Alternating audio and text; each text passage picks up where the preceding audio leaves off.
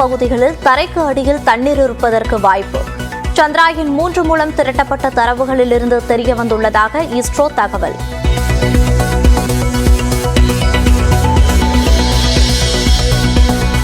தமிழ்நாட்டின் உள் மாவட்டங்களில் அடுத்த 2 நாட்களுக்கு 2 முதல் 4 டிகிரி செல்சியஸ் வரை வெப்பநிலை உயரக்கூடும் என வானிலை ஆய்வு மையம் தகவல்.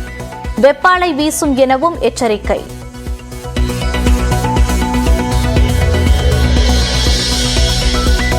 தமிழ்நாட்டில் நடப்பு கோடை காலத்தில் முதல் முறையாக 20 இடங்களில் சதமடித்த வெயில். அதிக அளவாக கரூர், பரமத்தி மற்றும் வேலூரில் தலா 111 டிகிரி ஃபாரன்ஹீட் வெயில் கொளுத்தியது.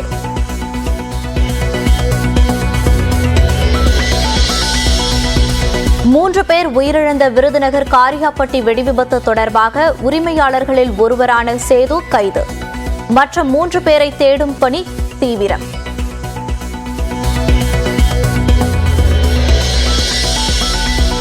கல்குவாரி வெடிவிபத்தால் 20 வீடுகள் வரை சேதமடைந்துள்ளதாக தகவல். கல்குவாரியை நிரந்தரமாக மூடக்கோரி பொதுமக்கள் சாலை மறியல். இது எங்களுக்கானது இல்ல, அடுத்த தலைமுறை நல்லா இருக்கணும். எங்களுக்கு கல்குவாரி.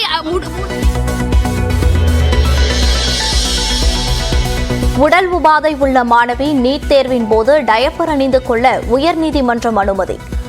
மாணவிகளுக்கு தேவையான கழிப்பறை மற்றும் நாப்கின் வசதிகளை செய்து தரவும் மதுரை கிளை உத்தரவு.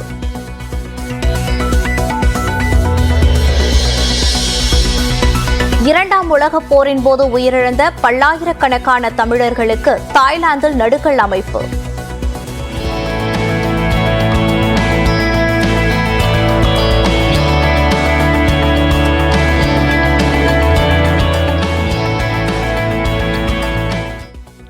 தமிழ்நாடு அரசு சார்பில் 10 லட்சம் ரூபாய் வழங்கப்பட்டதாக முதலமைச்சர் மு க ஸ்டாலின் தகவல். பொதுமக்களின் பாதுகாப்பான பயணத்தை உறுதி செய்ய அரசு பேருந்துகளை தரத்துடன் இயங்க வேண்டும். நியூஸ் 18 தமிழ்நாடு தொலைக்காட்சியின் செய்தியை மேற்கோள் காட்டி எக்ஸ் பக்கத்தில் பதிவிட்ட அதிமுக.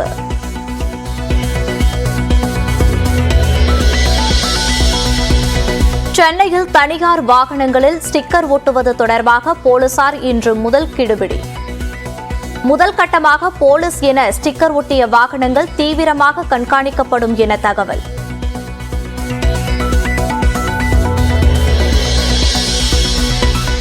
மதுரை காமராஜர் பல்கலைக்கழக துணைவேந்தர் குமார் ராஜினாமா. பணிக்காலம் முடிய 11 மாதங்கள் உள்ள நிலையில் உடல்நலக் குறைவால் ராஜினாமா என தகவல்.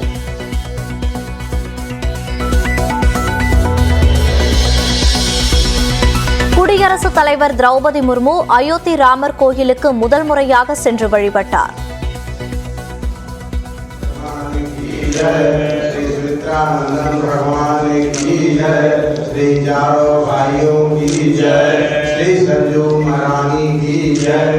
கோயிலின் மாதிரி சிற்பமும் ராமர் படமும் குடியரசுத் தலைவருக்கு நினைவு பரிசாக வழங்கப்பட்டன.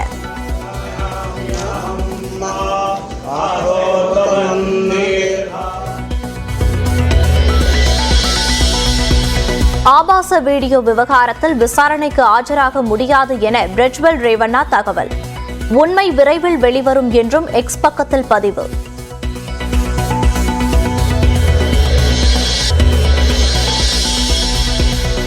சென்னை அணியை அதன் சொந்த மண்ணில் வீழ்த்தி பஞ்சாப் அணி அசத்தல். 18வது ஓவரிலேயே 7 விக்கெட் வித்தியாசத்தில் வெற்றியை சுவைத்தது.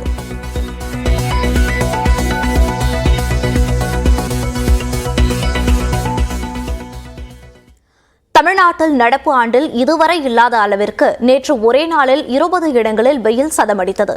இதில் அதிகபட்சமாக கரூர், பரமத்தி மற்றும் வேலூரில் 111 டிகிரி ஃபாரன்ஹீட் வெப்பம் பதிவானது. தேசிய அளவில் இது 6வது அதிகபட்சமாகும்.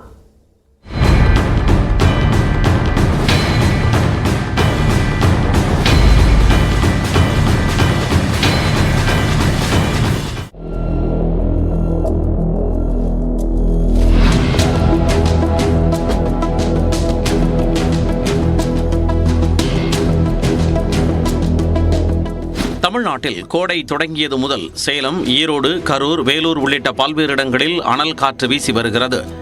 குறிப்பாக மே மாதம் தொடங்கும் கத்திரி வெயிலுக்கு முன்பாகவே வெயிலின் தாக்கம் வாட்டி வதைக்கிறது. இதனால் நடப்பாண்டில் இல்லாத அளவிற்கு நேற்று ஒரே நாளில் 20 இடங்களில் வெயில் சுட்டெரித்தது. இதில் அதிகபட்சமாக கரூர், பரமத்தி மற்றும் வேலூரில் தலா 111 டிகிரி ஃபாரன்ஹீட் வெப்பம் பதிவானதாக வானிலை ஆய்வு மையம் தெரிவித்துள்ளது. இதையடுத்து ஈரோடு மற்றும் திருச்சியில் 110 டிகிரி ஃபாரன்ஹீட் வெப்பம் பதிவானதாக குறிப்பிடப்பட்டுள்ளது. இதேபோல திருத்தணியில் 108 டிகிரி ஃபாரன்ஹீட் வெயிலும், சேலம் மற்றும் தருமபுரியில் 107 டிகிரி ஃபாரன்ஹீட் வெப்பமும் தகித்தது. அத்துடன் திருப்பத்தூர், மதுரை நகரம், மதுரை விமான நிலையம், நாமக்கல் மற்றும் தஞ்சாவூரில் 106 டிகிரி ஃபாரன்ஹீட் அளவுக்கு வெயில் வாட்டியது. சென்னை விமான நிலையத்தில் 105 டிகிரி ஃபாரன்ஹீட் வெப்பமும், கடலூர், பாளையங்கோட்டை மற்றும் கோவையில் 104 டிகிரி ஃபாரன்ஹீட் வெப்பமும் சுட்டெரித்தது. சென்னை நுங்கம்பாக்கம் மற்றும் நாகையில் 102 டிகிரி ஃபாரன்ஹீட் வெப்பமும், புதுச்சேரி மற்றும் காரைக்காலில் தலா 100 டிகிரி ஃபாரன்ஹீட் வெப்பமும் பதிவானதாக வானிலை ஆய்வு மையம் தெரிவித்துள்ளது. தமிழ்நாட்டின் உள் மாவட்டங்களில் அடுத்த 2 நாட்களுக்கு 2 முதல் 4 டிகிரி செல்சியஸ் வரை வெப்பநிலை உயரக்கூடும் என்பதால் வெப்ப அலை வீசும் எனவும் சென்னை வானிலை ஆய்வு மையம் எச்சரிக்கை விடுத்துள்ளது. இதனால் வட தமிழ்நாடு உள் மாவட்டங்களான ஈரோடு, சேலம், தருமபுரி, கரூர், வேலூர், திருப்பத்தூர் உள்ளிட்ட மாவட்ட மக்கள் நண்பகல் நேரத்தில் வெளியே வருவதை தவிர்க்குமாறு கேட்டுக்கொள்ளப்பட்டுள்ளது. அதே வேளையில் மே மாதம் 4 மற்றும் 5ஆம் தேதிகளில் வெப்பம் சற்று குறையும் எனவும் வானிலை ஆய்வு மையம் கணித்துள்ளது. முன்னெப்பொழுதும் இல்லாத வகையில் உதகையில் அதிக வெப்பம் காணப்பட்ட நிலையில் கடந்த ஆண்டு போதிய மழையின்மையே உதகையில் வரலாறு காணாத வெப்பம் ஏற்படுவதற்கான காரணம் என சென்னை வானிலை ஆய்வு மைய முன்னாள் இயக்குநர் ரமணன் தெரிவித்துள்ளார். அத்துடன் பருவமழை முன்கூட்டியே தொடங்குமா என்பதை மே மாத இறுதியில் தான் கணிக்க முடியும் என்றும் கூறியுள்ளார். மழையே இல்லாத கடந்த வருஷம்லாம் இல்லை இல்லையா, காஞ்சி போய் கிடக்கு. ஸோ காஞ்சி போய் இருக்கும்போது இலை நீராவி போக்கு அந்த மரத்துலேருந்து அந்த அளவுக்கு இருக்காது. ஸோ இதனால் அது குளிர் இருக்கிறதுக்கான வாய்ப்பு குறைவாக போய்டுறது. ஸோ இதெல்லாம் தான் காரணம். 2003 வந்து 45 வருடம் போச்சு. ஆமாம். ஆனால் 2004 மேலே 40 போகலை. காரணம் அந்த வருடம் வந்து பருவமழை சீக்கிரமாக தொடங்கியது, 18 மே தொடங்கிடுது. ஸோ அந்த மாதிரி ஏதாவது சீக்கிரமாக பருவமழை தொடங்கினா ஓரளவுக்கு குறைவதற்கான வாய்ப்புகள்லாம் உண்டு. இதனிடையே இந்திய அளவில் தமிழ்நாட்டில் அதிகபட்ச வெப்பம் பதிவானதில் கரூர், பரமத்தி 6வது இடத்தில் உள்ளது. இதில் ஆந்திராவின் ரெண்டசிந்தலாவில் நாட்டிலேயே அதிகபட்சமாக 115 டிகிரி ஃபாரன்ஹீட்டும், திருப்பதியில் 114 டிகிரி ஃபாரன்ஹீட்டும் பதிவானது. இதையடுத்து தெலுங்கானா கம்மம் பகுதியில் 113 டிகிரி ஃபாரன்ஹீட் வெப்பம் தகித்தது. விருதுநகர் மாவட்டம் காரியாபட்டி அருகே கல்குவாரியில் வெடிப்பொருட்கள் வெடித்து சிதறிய விபத்தில் 3 தொழிலாளர்கள் உடல் சிதறி உயிரிழந்தனர். பாறைகளை தகர்க்க பயன்படுத்தப்படும் வெடிப்பொருட்கள் குடோனில் வெடித்து சிதறியது எப்படி என இந்த தொகுப்பில் பார்க்கலாம்.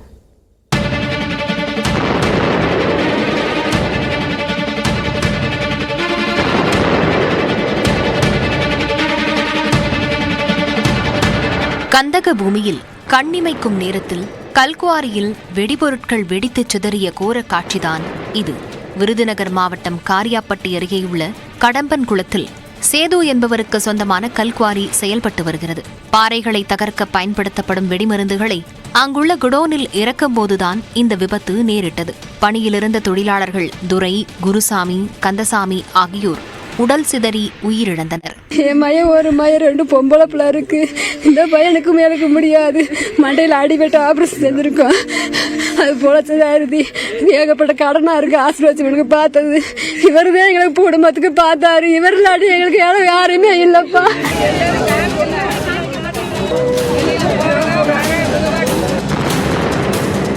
பாறைகளை வெடிக்கச் செய்யும் வெடிபொருட்களை குடோனில் தொழிலாளர்கள் இறக்கும்போது தானாக எப்படி வெடித்தது என்ற கோணத்தில் விசாரணை மேற்கொள்ளப்பட்டது.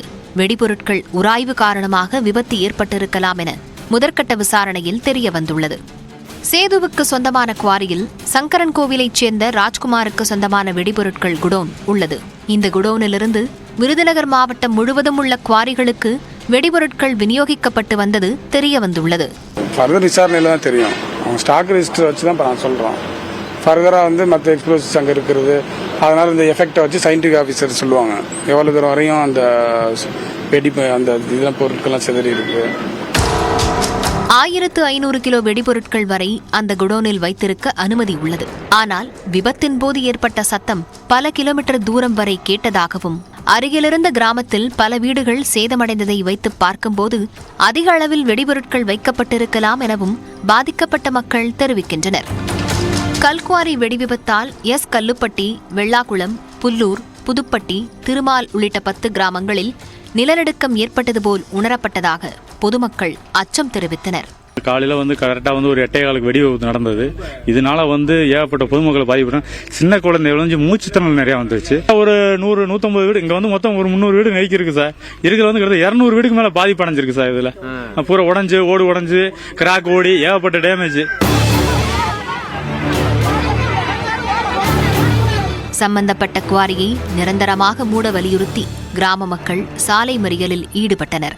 ஒரு கிராமத்தின் உள்ள வீடுகள் பூரா சேதம், நிறைய பேருக்கு ஹார்ட் பெயின் ஆயிருச்சு. இன்னைக்கு பெரிய கிட்டத்தட்ட ஒரு 100 கிலோமீட்டர் அங்கிட்டு இருந்து ரொம்ப பெயின் ஆயிருச்சு. எல்லாருமே ஊர் தேடி வந்துட்டாங்க. இந்த அடுத்த தலைமுறை நாங்க நிம்மதியா வாழணும்னா அந்த கரசரை நிரந்தரமா அடிக்கணும்.